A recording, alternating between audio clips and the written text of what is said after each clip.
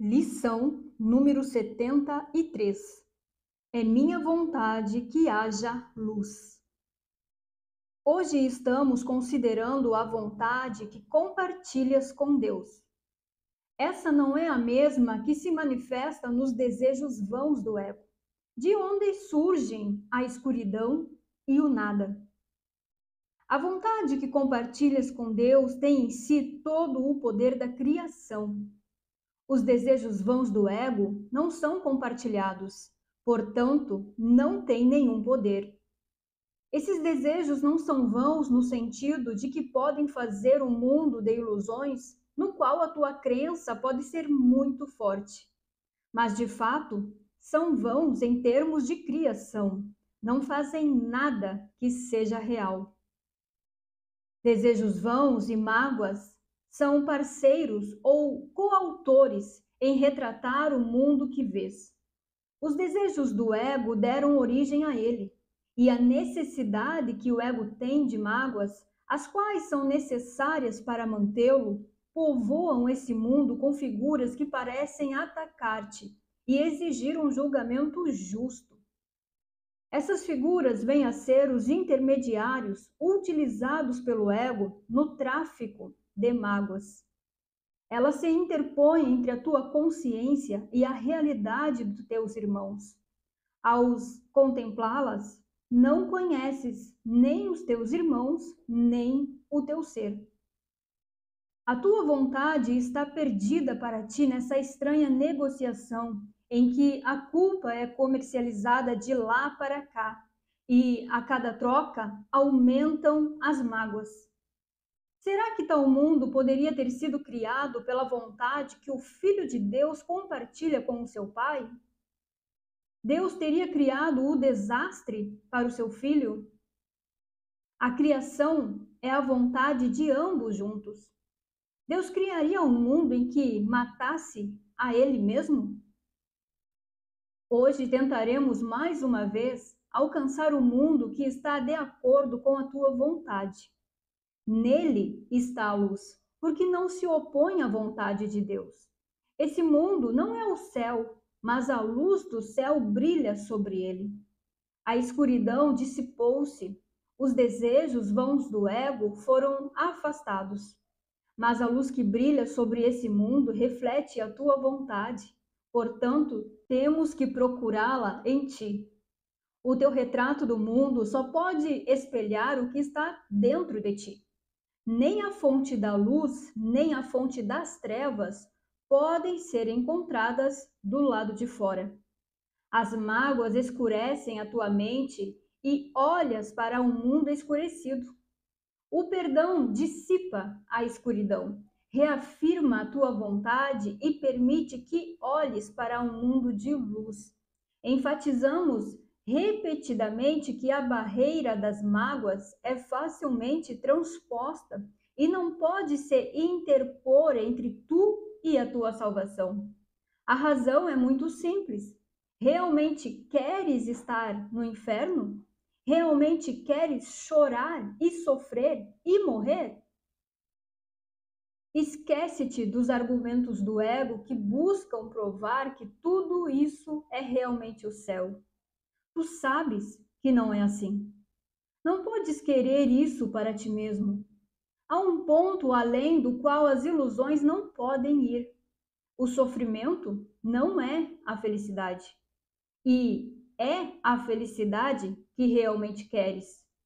Tal é a tua vontade, na verdade. Portanto, a salvação também é tua vontade. Queres ter sucesso no que estamos tentando fazer hoje. Nós empreendemos isso com a tua bênção e o teu feliz consentimento. Teremos sucesso hoje se te lembrares de que queres a salvação para ti mesmo. Queres aceitar o plano de Deus, pois compartilhas dele. Não tens nenhuma vontade que possa realmente opor-se a esse plano e nem queres fazê-lo. A salvação é para ti. Acima de tudo, queres a liberdade de lembrar quem realmente és. Hoje é o ego que permanece impotente diante da tua vontade. A tua vontade é livre e nada pode prevalecer contra ela. Assim, empreendemos os exercícios de hoje em alegre confiança, certos de que acharemos o que é a tua vontade achar e que lembraremos o que é tua vontade lembrar. Nenhum desejo vão pode nos deter, nem nos enganar com uma ilusão de força. Hoje, permite que seja feita a tua vontade e que a crença insana de que escolhes o inferno no lugar do céu tenha fim para sempre. Começaremos os nossos exercícios de prática mais longos com o reconhecimento de que o plano de Deus para a salvação, e só o seu, está totalmente de acordo com a tua vontade. Não é o propósito de um poder alheio imposto a ti contra a tua vontade. É o único propósito aqui com a qual tu e teu Pai estão de perfeito acordo. Terás sucesso hoje, o momento designado para a liberação do Filho de Deus do inferno e de todos os desejos vãos. A sua vontade é agora restaurada a sua consciência. Nesse dia mesmo, ele está disposto a olhar para a luz em si próprio e a ser salvo. Depois de lembrar-te disso e decidir manter a tua vontade em mente com clareza, dize a ti mesmo com suave firmeza e serena convicção: é minha vontade que haja luz, que eu contemple a luz que reflete a vontade de Deus e a minha. Em seguida, deixa que a tua vontade se afirme junto com o poder de Deus e unida ao teu ser. Põe o resto do período de prática sob a sua orientação. Junta-te a eles à medida que te mostram o caminho. Nos períodos de prática mais curtos, faze mais uma vez uma declaração do que realmente queres. Dize: é minha vontade que haja luz. A escuridão não é minha vontade. Isso deve ser repetido várias vezes por hora. Contudo, é da maior importância aplicar a ideia de hoje dessa forma imediatamente quando fores tentado a guardar qualquer tipo de mágoa. Isso te ajudará a soltar as tuas mágoas ao invés de nutri-las e de escondê-las na escuridão. A lição de hoje é um convite para você reconhecer que a tua vontade é a mesma vontade de Deus, que a vontade é uma só. E que vontade é essa, então, né? É uma vontade diferente da vontade do ego. Portanto, é uma vontade diferente da vontade da Bruna, da vontade do personagem. E isso é óbvio, não é? Porque Bruna é uma personalidade que se formou com base em crenças de limitação, em crenças de rejeição, em crenças de falta e escassez. Todas as vontades da Bruna são provenientes das crenças. É o conjunto de crenças que formaram essa personalidade. Então, é claro que a vontade de Deus não pode ser a mesma da vontade da Bruna. É claro que a vontade de Deus não pode ser a mesma vontade da Maria, da Joana, da Sandra, da Janete, do Pedro, do João. A vontade de Deus, ela é a mesma a do seu filho. E o filho de Deus não é essa persona, não é a Bruna. A vontade de Deus é a mesma vontade da sua criação, do que Deus criou, que é Cristo. Cristo é a criação. Ou seja, a vontade de Deus é a mesma vontade do meu ser, do teu ser, que é Cristo, que é o Filho de Deus. E qual vontade é essa? É ser. Ser é a vontade. A vontade de Deus é o que Ele criou. Essa é a vontade de Deus, é o que Ele fez, é o que Ele criou. é a sua criação, que é a sua extensão. E a vontade da criação de Deus é ser a criação de Deus. Pai e filho, então, compartilham da mesma vontade, que é ser tudo o que é ser a totalidade, que é se estender em amor e em verdade. Essa é a vontade. E eu agora, sentindo isso, que é assim, lembrei até daquela passagem que Jesus disse assim, ó, no entanto, está chegando a hora, e de fato já chegou, em que os verdadeiros adoradores adorarão o Pai em espírito e em verdade. Deus é espírito e é necessário que os seus adoradores o adorem em espírito e em verdade. Eu lia esse versículo no passado, assim, e não fazia muito sentido para mim adorar a Deus, né? Cantar para Deus, exaltar a Ele, glorificar a Ele, levantar as mãos. Esse tipo de adoração na qual Deus é grande e eu sou pequeno, onde envolve até uma submissão, uma diferença de tamanho, de força, de sabedoria, né? De tudo. Me dava até uma sensação de injustiça do que a vontade de adorar. E hoje eu entendo que adoração em espírito e em verdade, que Jesus fala aqui, não tem nada a ver com isso que eu estava alimentando na mente, mas é simplesmente ser o Filho de Deus. Era isso. Adorar em espírito é ter a mesma mente de Deus, é pensar como Deus pensa, e isso é identificação, é ser o Filho de Deus, é ter a mesma vontade que Deus tem. Está falando então de unidade, de ser o mesmo, e não de um grande lá e um pequeno aqui. Está falando de igualdade. Adorar em verdade é se deixar ser essa verdade, a única verdade de que eu sou o Filho Santo de Deus e essa é a minha verdade. A minha verdade, ela não é que eu sou um conjunto de crenças que eu inventei.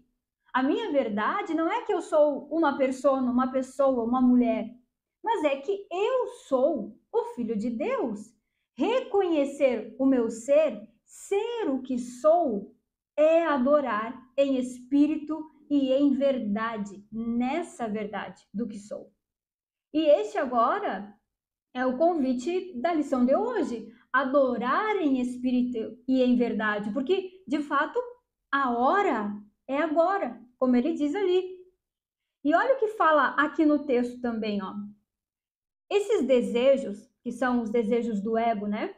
Não são desejos vãos no sentido de que podem fazer um mundo de ilusões no qual a tua crença pode ser muito forte.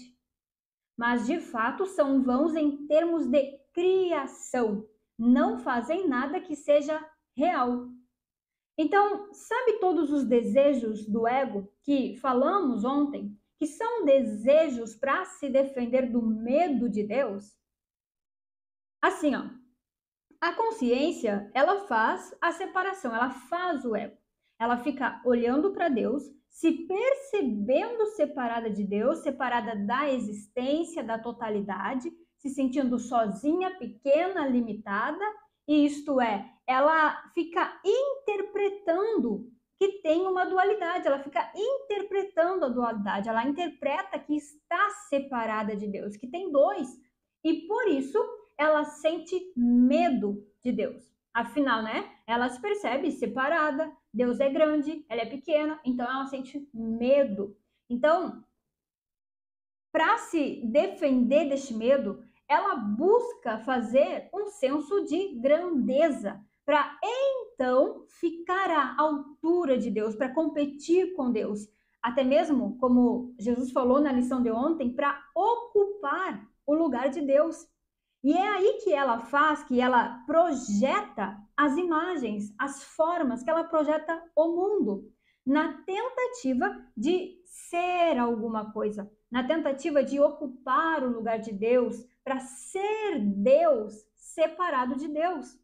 Agora ela fica olhando, então, para o que ela fez. ela fica focada no que ela fez. E é desse foco, né, de dar realidade para essa ilusão, que surge a mágoa.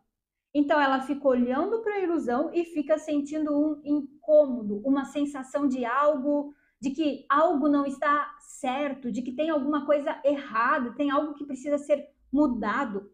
Essa sensação aí que ela tem devido ao foco na ilusão, na limitação, na forma, é a mágoa.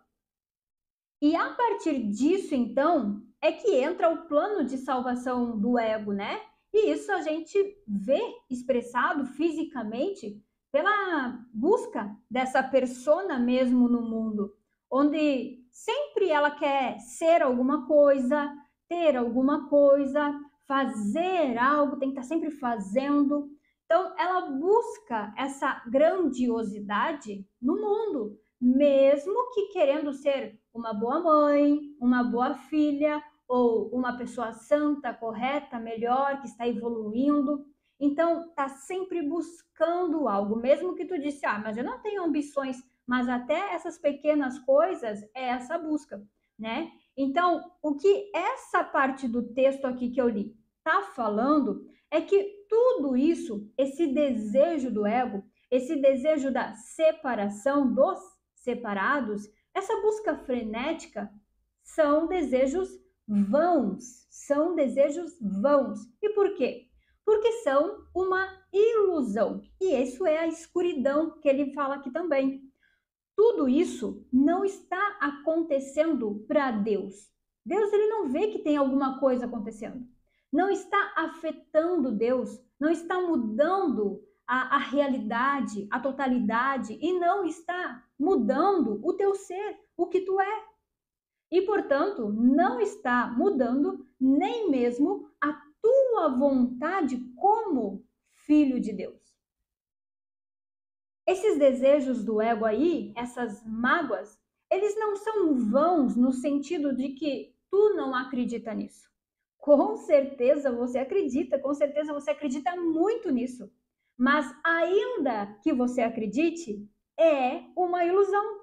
Ainda assim, não muda quem tu verdadeiramente é. Tu pode acreditar o quanto quiser, pode tornar isso a tua vida, a tua realidade, mas isso não muda quem tu é, não muda Deus, não muda a realidade.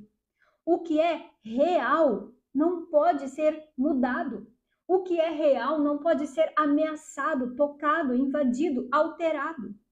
O que é irreal, que é a ilusão, que é a escuridão, que é esses desejos, as mágoas, nunca poderá ser real, nunca poderá existir e se tornar real. E isso é um fato.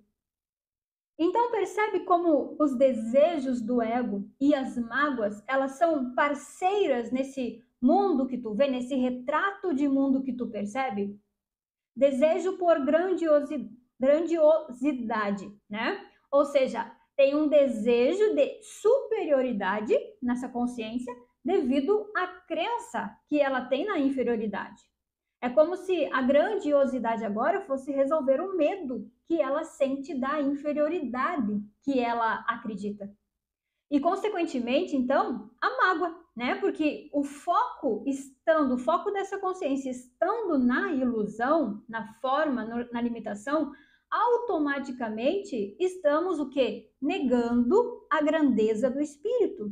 E daí a mágoa. Eu coloco foco no que é pequeno, limitado, e automaticamente eu estou negando a totalidade, rejeitando Deus, rejeitando o meu ser. E é daí que vem a mágoa. Só que essa mágoa é o que está mantendo o mundo que a gente está vendo. O mundo que tu percebe hoje está sendo mantido por essa mágoa. Porque a partir dessa sensação aí da mágoa, né, de que algo está errado, que algo precisa ser diferente, algo precisa ser mudado, é que continua então essa busca frenética no mundo, que é a busca da salvação, que é a busca da salvação na própria ilusão, que é o grande propósito do ego, então, né? Buscar a salvação onde a salvação não está, que é, na verdade, se manter no medo. E isso, na verdade, é o contrário também do propósito de Deus para a salvação, que é apenas esse discernimento de que não, isso é a ilusão e a realidade é Deus e não pode ser mudada. A existência não mudou. Esse discernimento, e só isso, é a salvação, é o plano de Deus de salvação. Então, enquanto você não reconhecer que esse mundo que tu vê, né, não é a criação de Deus, mas é a invenção do ego, você vai continuar se enganando e correndo para longe de Deus, mesmo que você esteja orando, cantando, indo às igrejas, fazendo isso para Deus, se sacrificando, jejuando, tem nada a ver. Tem nada a ver e você está, na verdade, indo para longe de Deus, ao invés de encontrando a salvação.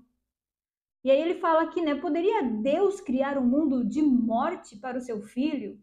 Deus, por um acaso, teria criado o desastre para o seu filho? Então, isso vale refletir hoje, né? Enquanto você vai fazer essa lição aí. Hoje nós vamos tentar alcançar aqui, como ele fala, o mundo real, o mundo onde brilha a luz do nosso ser, né? O mundo que é a vontade de Deus com o seu filho. O mundo na qual Deus e o seu filho compartilham da mesma vontade, têm o mesmo pensamento, têm o mesmo som, cantam a mesma canção de adoração, de gratidão, têm a mesma voz. Então, não é uma busca frenética que a gente quer, não é continuar buscando no mundo, né, nessa busca, nesse cansaço, porque a gente quer buscar e achar, e continuar buscando no mundo é buscar e não achar. A gente quer pedir e receber, a gente quer bater e a porta se abrir. E é isso que está hoje ao nosso dispor. Essa é a vontade de Deus para nós. A vontade de Deus para nós é a felicidade perfeita. E não é isso que tu quer? Então é isso que a gente busca hoje, a salvação. Hoje vamos buscar reconhecer a luz do nosso ser, que é a luz do mundo, que é a nossa vontade conjunta com a de Deus. E reconhecendo a luz que há em nós, toda a escuridão, que são as ilusões, que são os desejos do ego, que são as mágoas, elas acabam, elas são dissipadas, elas deixam de fazer sentido. E o mundo que tu vê é o próprio reflexo agora da luz do teu ser, da tua vontade, que é una com a de Deus.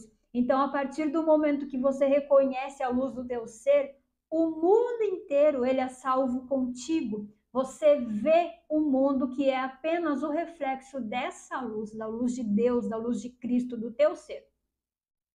Então, começa aí o teu período de prática, lembrando que é isso que você quer mais do que tudo nesse dia, que é a felicidade que você quer, que é a paz, que é o auto-reconhecimento, que é o céu que você quer, que é a luz, que é a salvação que você quer.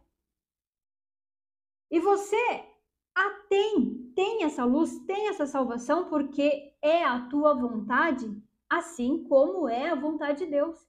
Nesse sentido, a tua vontade e a de Deus são a mesma. Porque é a felicidade, é a luz, é o reconhecimento do teu ser. Então, aquiete hoje, nesse momento aí, todos os pensamentos frenéticos do mundo e queira apenas reconhecer a tua real vontade, a luz do teu ser, a luz que há em ti. Reconhecer que a tua mente, ela ainda pensa com a mente de Deus, ainda são os mesmos pensamentos, a mesma vontade, o mesmo desejo. E se achar necessário, você até pode dizer a si mesmo com convicção, motivação e firmeza, é a frase que ele traz aqui, ó. É minha vontade que haja luz, que eu contemple a luz que reflete a vontade de Deus e a minha. E então só confie na experiência que você vai ter, se mantenha na experiência que já está aí e fique nessa experiência, né, que você vai ter aí durante o dia inteiro. Se mantenha nessa confiança, nessa certeza e nessa alegria.